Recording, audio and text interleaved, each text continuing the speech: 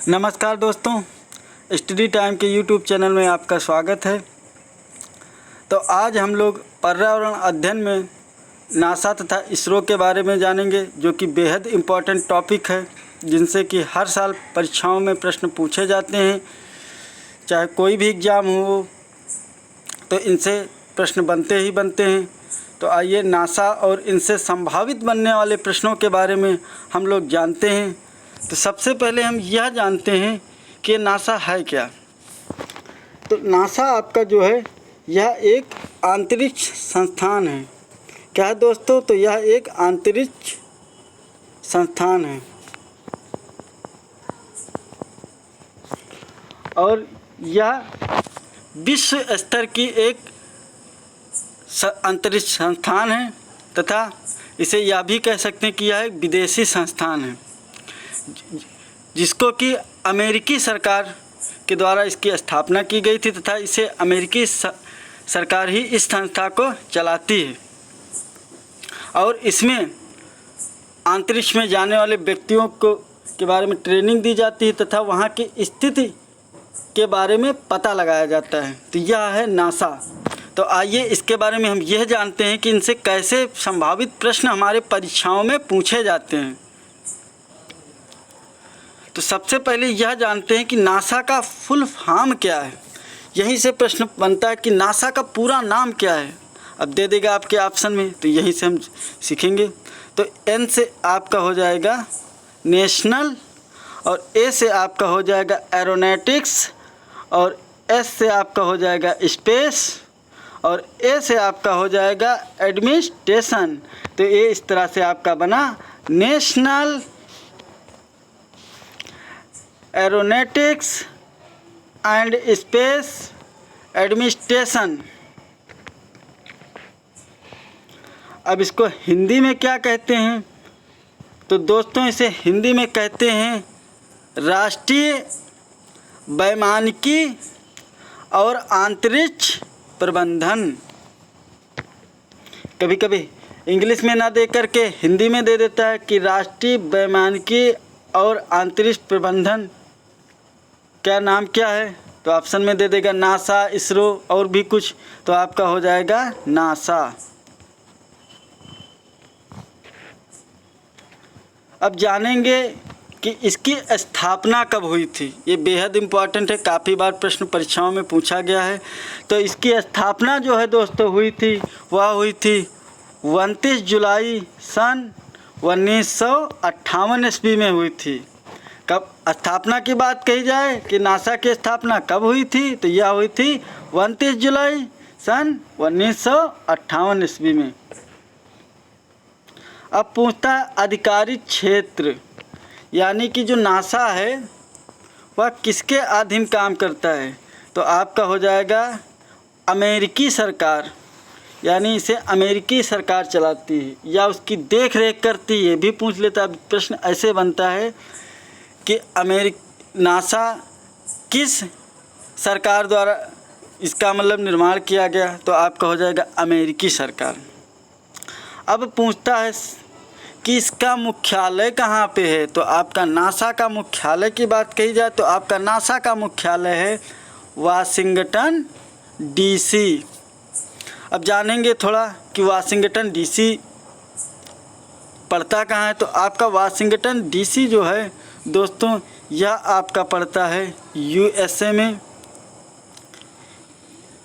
USA का पूरा नाम है यूनाइटेड स्टेट ऑफ अमेरिका। इसको हिंदी में कहते हैं संयुक्त राज्य अमेरिका। और जो आपका वाशिंगटन डीसी है, यह दोस्तों आपका क्या संयुक्त राज्य अमेरिका की राजधानी है। किसकी राजधानी है? तो यह है संयुक्त राज्य अमेरिका।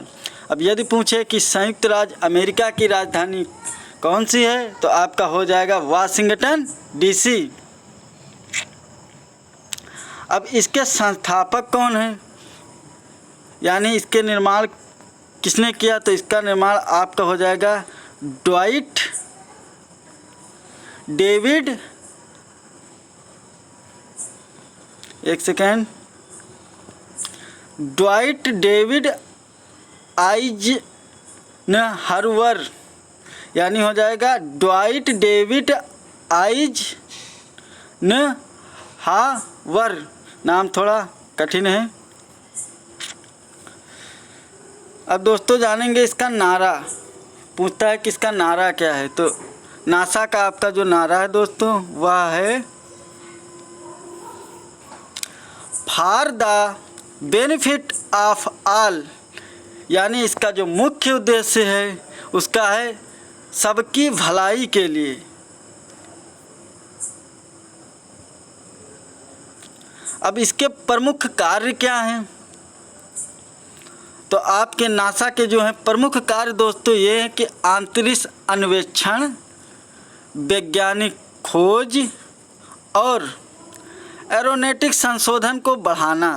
अंतरिक्ष अन्वेषण का मतलब होता है कि अंतरिक्ष में जो वहाँ की स्थिति के बारे में पता लगाना तथा खोज करना। अन्वेषण का मतलब होता है दोस्तों कि खोज करना, नई नई चीज़ों का पता लगाना कि अंतरिक्ष में क्या होता है, क्या क्या चीज़ें होती हैं, कैसे वहाँ की स्थिति है, आदि चीज़ों का पता लगाना ही अंतरिक्ष अन्वेषण है। अब वैज्ञानिक खोज क्या होता है? यानी कि उसको वैज्ञानिक स्तर से उसकी खोज करना, नई नई चीज़ों के बारे में पता लगाना तथा लोगों तक उनको बारे में जागरूक करना ही वैज्ञानिक खोज है। अब एरोनॉटिक संशोधन क्या होता है? अब एरोनॉटिक संशोधन आपका वह संशोधन होता है जिसके बारे में कि उसकी स्थितियों के बारे में कुछ नई चीज़ों को मिलाकर उसमें संशोधित करना, उसमें परिवर्तित करना ही आपका होता है एरोनॉटिक संशोधन। एरोनॉटिक का अर्थ होता है आपका अंतरिक्ष। अब पूछे कि एरोनॉटिक का अर्थ है तो आपका हो जाएगा दोस्तों अंतरिक्ष। अब आगे बढ़ते हैं। तो आगे आपका आता है इसरो, जो कि एक भारतीय संस्थान है और इसमें शोध किया जाता है विभिन्न प्रकार के अंतरिक्षों के बारे में तथा इसके द्वारा अंतरिक्ष यात्रियों को अंतरिक्ष में भेजा जाता है। तो आइए इसरो के बारे में हम लोग जानते हैं कि इनसे कैसे हमारे जो है परीक्षाओं में प्रश्न बनते हैं। तो सबसे पहला प्रश्न यही बनता है कि इसरो का पूरा नाम क्या है? तो आई से आपका हो जाएगा, एक सेकेंड, आई से आपका दोस्तों हो जाता है इंडियन, और एस से आपका हो जाता है स्पेस, और आर का आपका हो जाता है आपका रिसर्च, और ओ से आपका हो जाता है ऑर्गेनाइजेशन। यानी इसका फुल फॉर्म बना इंडियन स्पेस रिसर्च ऑर्गेनाइजेशन। अब इसको हिंदी में क्या कहते हैं या इसका हिंदी रूपांतरण क्या है? तो इसका हिंदी रूपांतरण दोस्तों है भारतीय अंतरिक्ष अनुसंधान संगठन। अब पूछे भारतीय अंतरिक्ष अनुसंधान संगठन है तो आपको ऑप्शन में दे दे इसरो, नासा और भी अन्य, तो आपका हो जाएगा इसरो। अब जो है सबसे इम्पॉर्टेंट पॉइंट जो बेहद इम्पॉर्टेंट है, काफ़ी बार परीक्षाओं में पूछा गया है कि इसरो की स्थापना कब हुई थी? तो आपकी इसरो की स्थापना हुई थी 15 अगस्त सन 1969 में। अब पूछता है कि अधिकारित क्षेत्र, यानी यह जो है शोध संस्था किसके द्वारा संचालित की जाती है? तो इसे जो आपकी संस्था चलाती हुआ है भारत सरकार, यानी यह संस्था भारत सरकार के द्वारा संचालित की जाती है। अब पूछता है कि इसरो का मुख्यालय कहाँ पे है? तो आपका इसरो का मुख्यालय है बेंगलुरु में। और ये बेंगलुरु कहाँ पड़ता है? तो यह पड़ता है दक्षिण भारत में, दक्षिण भारत में पड़ता है दोस्तों। और यह बेंगलुरु जो है कर्नाटक की राजधानी है। कर्नाटक की क्या है दोस्तों? तो यह है कर्नाटक की राजधानी। अब जानेंगे कि इसके प्रशासक या निर्देशक कौन है, यानी इसको डायरेक्ट कौन करते हैं, इसको चलाते कौन है। तो दोस्तों इसके जो निर्देशक या प्रशासक हैं वो हैं डॉक्टर के शिवान। ये बेहद इम्पॉर्टेंट है, काफ़ी बार एग्जाम में पूछा गया है कि इसरो के निर्देशक कौन हैं या प्रशासक कौन हैं। तो दोनों आपके हो जाएंगे डॉक्टर के शिवान। अब है कि इसरो का आदर्श वाक्य क्या है। तो इसरो का आदर्श वाक्य दोस्तों है मानव जाति की सेवा में अंतरिक्ष प्रौद्योगिकी। अब है इम्पॉर्टेंट चीज़ ये कि भाई इसरो के मुख्य कार्य क्या हैं, किस लिए इसरो को जाना जाता है। तो इसरो के जो मुख्य कार्य हैं दोस्तों, एक सेकेंड, वो हैं भारत के लिए अंतरिक्ष संबंधी तकनीकी उपलब्ध कराना तथा अंतरिक्ष कार्यक्रमों में मुख्य उद्देश्यों में उपग्रहों, प्रमोचक यानों, परिज्ञापी रॉकेटों और भूप्रणालियों का विकास शामिल है। यानी कि उपग्रहों को भेजना जिससे कि अंतरिक्ष की स्थिति के बारे में पता लगाया जा सके कि वहाँ की स्थिति क्या है और क्या क्या बदलाव हो रहे हैं। और प्रमोचक यान यानी कि जिन यात्रियों से अंतरिक्ष यात्रियों को भेजा जाता है, ये एक यान होता है दोस्तों जिसमें कि सारी सुविधाएं होती हैं और इस यान में यात्रियों को भेजा जाता है जिससे कि वह अंतरिक्ष के बारे में, वहाँ की स्थिति के बारे में पता लगाते हैं। और परिज्ञापी रॉकेट क्या होते हैं। तो ये रॉकेट एक ऐसे रॉकेट होते हैं जो कि जिनके द्वारा वहाँ की भौगोलिक स्थिति एवं वहाँ के निरंतर हो रहे परिवर्तनों के बारे में पता लगाते हैं तथा सैटेलाइट के माध्यम से या कैमरा के माध्यम से यहाँ तक भेजते हैं।